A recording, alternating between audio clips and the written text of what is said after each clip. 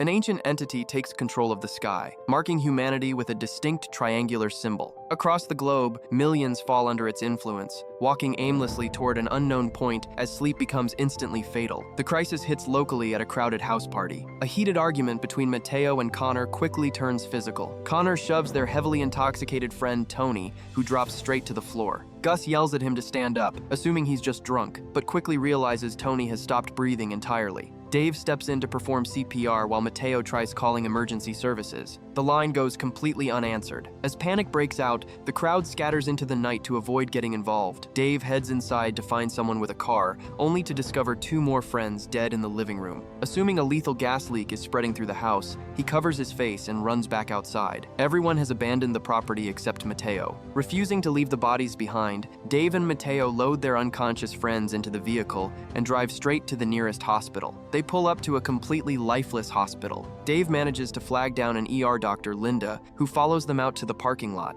After checking for vital signs, she confirms all 3 are dead. Before they can process the news, Linda reveals the broader situation. The hospital is flooded with hundreds of patients, all dropping dead at the exact same time without any medical explanation. Stunned by Linda's assessment, Dave and Mateo take a seat in the waiting room to wait for police. What they don't realize is that society has already collapsed worldwide. Emergency dispatchers, police, and government officials, they're all gone. Realizing it's hopeless to stay, hospital director Gordon quietly grabs his briefcase and flees. Linda catches him slipping out the side exit. Gordon warns her that staying is pointlessly dangerous, but her oath keeps her tied to the hospital. She seeks reassurance from her colleague Brittany, who agrees they can't abandon their patients. Exhausted from an back-to-back shift, Brittany decides to grab a quick nap in the staff lounge, completely unaware that falling asleep means instant death. Back in the lobby, Dave fights off mounting exhaustion. As he leans his head back, a sudden movement across the room catches his attention. An elderly man is thrashing on a bench, foaming at the mouth. Dave rushes over to alert the daughter sitting beside him, only to realize she's already dead. Dave yells for medical assistance, bringing Linda sprinting into the room. Realizing the man is in full cardiac arrest and needing extra hands, she rushes straight to the staff lounge to pull Brittany back into action.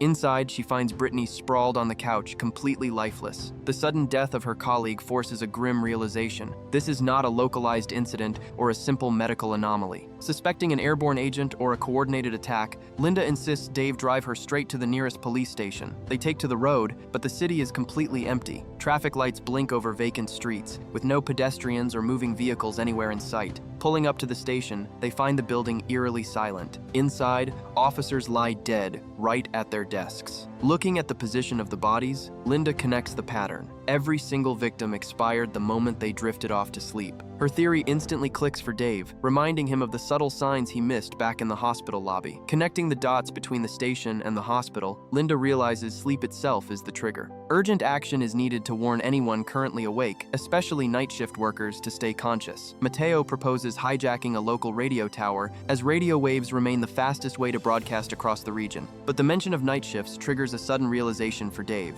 His ex-girlfriend, Katie, was working overnight and is probably just getting home. He immediately calls her, urging her to stay awake. Assuming it is just a desperate attempt to win her back, Katie cuts him off and hangs up. Refusing to let her drift off, Dave sends Linda and Mateo to the radio station while he heads directly to Katie's apartment. Unaware of the nightmare outside, Katie has already taken her sleeping pills and is crawling into bed. When Dave bursts through the door, she brushes off his frantic warnings as nothing more than an act. Meanwhile, Linda and Mateo breach the radio station and hijack the airwaves with an emergency warning. The broadcast flashes across Katie's TV, instantly validating Dave's panic. Realizing she has ingested a lethal dose of sleep aids, Katie frantically forces herself to vomit before the medication takes hold. Reuniting at the hospital, the group waits together for any survivors responding to the broadcast. Hours pass without a single person entering. The silence confirms a grim reality. Virtually the entire local population has already perished. A weak groan breaks the silence from a nearby ward. They follow the sound and find an elderly patient named Ruth, who survived only because her terminal pain kept her awake all night. Determined to understand the biological cause, Linda decides to perform an immediate autopsy on one of the victims.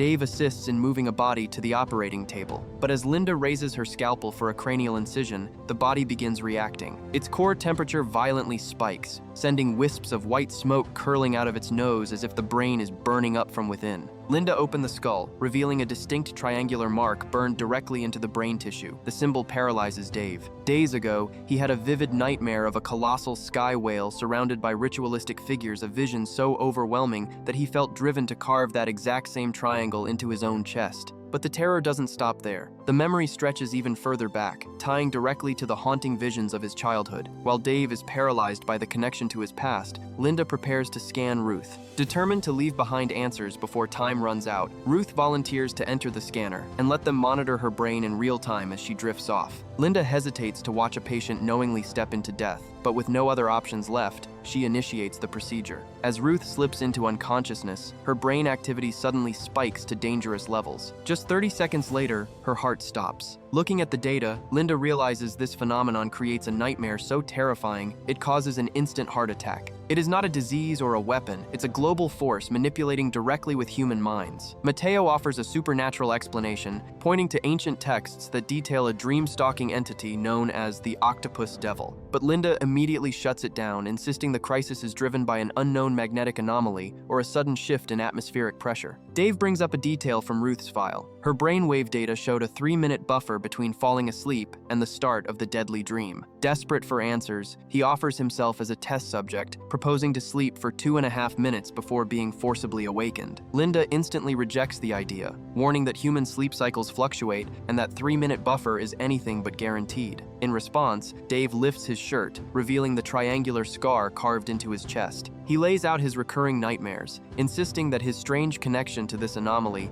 is the only real lead they have left. Linda reluctantly agrees to the experiment under strict protocols. She orders Dave to repeat a relentless mental mantra, a constant inner demand to wake up, while she sets an absolute timer to yank him back before the 3-minute threshold. But after 40 brutal hours without sleep, Dave passes out immediately upon lying down. He regains consciousness in an isolated plane, the exact nightmare landscape from his recurring visions. He immediately discovers an iron shackle bolted around his ankle, pinning him to the ground. Inside this realm, time bends erratically. Weak from hunger and thirst, Dave spots a puddle of water just beyond his reach. A vehicle pulls up across the field, and a woman steps out his deceased mother. She approaches with a glass of water, urging him to drink to end his suffering. As Dave reaches for the glass, he notices the triangular symbol pulsing beneath the water. Just then, a sudden movement in the nearby brush draws his attention. A robed figure stands silently, observing the interaction. Before Dave can react, the figure executes a powerful gesture, instantly flinging his mother backward. As she recoils into the distance, her human form turns into smoke, confirming Matteo's warning about the entity manipulating perception. The robed stranger identifies himself as Seifert, a member of an ancient order battling Nightmare, the third demon under Lucifer. Seifert explains that the order searches the world for people strong enough to resist the entity's mind control. He directs Dave to head immediately to Alastor Island, an isolated sanctuary shielded from the demon's influence. Before Dave can press for details, Seifert shoves him backward, breaking the neural link. Dave bolts upright on the hospital bed. Linda informs him he has been unconscious for nearly an hour, hovering right on the edge of the fatal threshold. Dave quickly relays Seifert's warning and the coordinates for Alastor Island. Linda remains skeptical. The island is off the Norwegian coast, a 17-hour flight away. It's an impossible trip for a group that hasn't slept in over 40 hours. On top of that,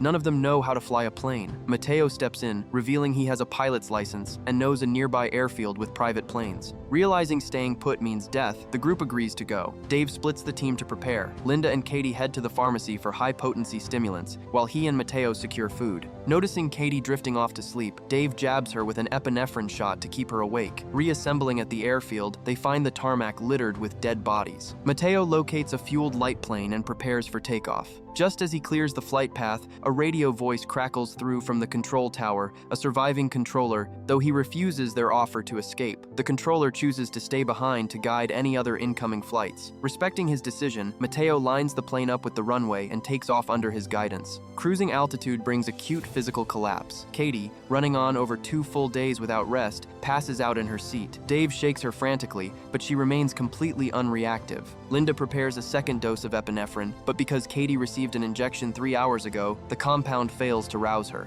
As Katie slips deeper into unconsciousness, Dave's own sleep-deprived mind breaks. He hallucinates Katie, transforming into a hideous monster right in front of him. The sheer shock snaps him back to reality. In the cockpit, Matteo fights extreme fatigue, biting his own forearm until it bleeds. As he begins losing control of the yoke, Linda rushes into the cockpit and injects him with an adrenaline shot, instantly restoring his focus. Moments later, Alastor Island appears through the clouds below. Their relief vanishes as Matteo surveys the island. There is no airstrip, no flat ground anywhere. With fuel running out, he orders Dave and Linda to brace for an emergency water landing. Pitching the nose down, Matteo slams the plane straight into the ocean. The fuselage hits the water hard, but remains intact. Freeing themselves from the wreckage, the survivors swim through the freezing water and drag themselves onto the shore. All they find is a completely barren landscape, no signs of life or human presence anywhere. Dave remembers the exact layout from his vision, pointing toward a church located in the island's interior. Running on over 60 hours without sleep,